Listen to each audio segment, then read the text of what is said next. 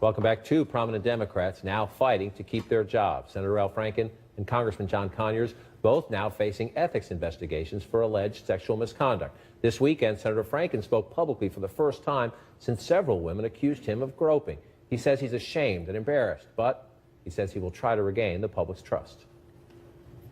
I'm just going to do my job, and I'm going to go forward. I'm going to take responsibility. I'm going to be held accountable, and I'm going to try to be productive in the way I speak about this. Congressman Conyers, under pressure from Democratic colleagues, announced Sunday he would step aside as the ranking Democrat, the ranking member of the House Judiciary Committee, over allegations of sexual harassment and office abuse, workplace abuse, which he denies. An attorney for one of his accusers says it's unfair that the congressman can tell his side, but her client can't, she says, because she signed a confidentiality agreement. She worked for him for many years. She's a Democrat. I'm a Democrat. This is not a partisan issue. Congressman Conyers, please release her to tell her side of the story. She has a powerful story to tell. Let's start with the congressman in the sense that he was under pressure from colleagues. He did step aside. The ranking Democrat, the top Democrat on the House Judiciary Committee. Republicans are obviously in the majority. It seemed a messy process over the weekend. These allegations first came out last week. It was during the Thanksgiving break, so you're waiting to get in touch with people. He has every right to consult his attorneys and everything else. But I just want to play a little bit of Nancy Pelosi here, the House Democratic leader on Meet the Press, who she seemed, frankly, just unprepared, and she had to know this issue was going to come up. We are strengthened by due process. Just because someone is accused, and was it one accusation? Is it two? I think there has to be. John Conyers is an icon in our country.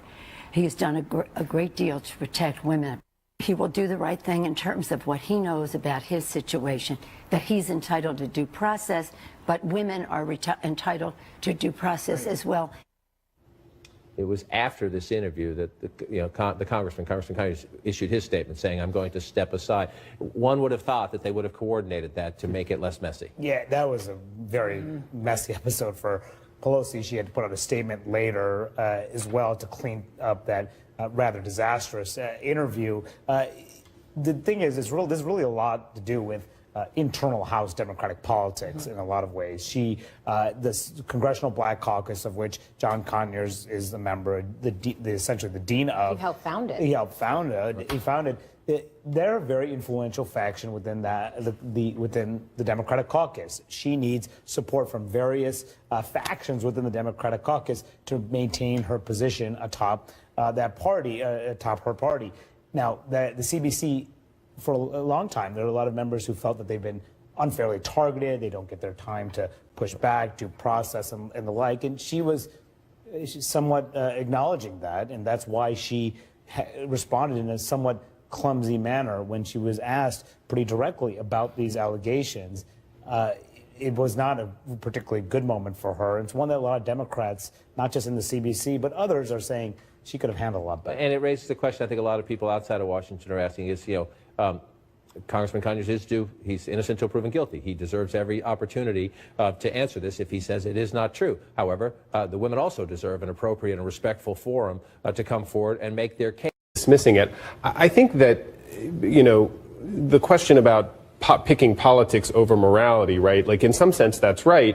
But in another sense, he's really not even picking politics because, as we've just said, it's not clear that the politics are actually favor him or his party, either in terms of getting legislation passed and in a reliable vote, or in terms of what it might do to the Republican Party in 2018. I think, in a sense, it really is just a personal reaction, right? It is he feels like somehow Roy Moore and the situation that's happening to Roy Moore is analogous to his own situation, is somehow, that if he were to come out against Roy Moore, it's somehow analogous to a further admission on his part that these accusations, which are in some ways similar to his, are something that people should be concerned about. And he's always rejected that idea. So in some ways, this is really, Donald Trump versus everybody else because he's reacting so personally. And what is the one thing that the president doesn't like? Looking like he's weak. And nothing worse would be calling for Roy Moore to drop out, and Roy Moore doesn't drop out. How does that reflect on the president?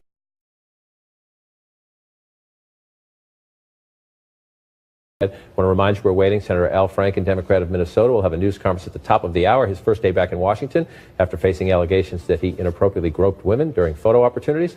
Plus, when we come back, did the ex-National Security Advisor Michael Flynn flip? That's one of the big questions. Does Flynn's lawyer stop talking with President Trump's legal team?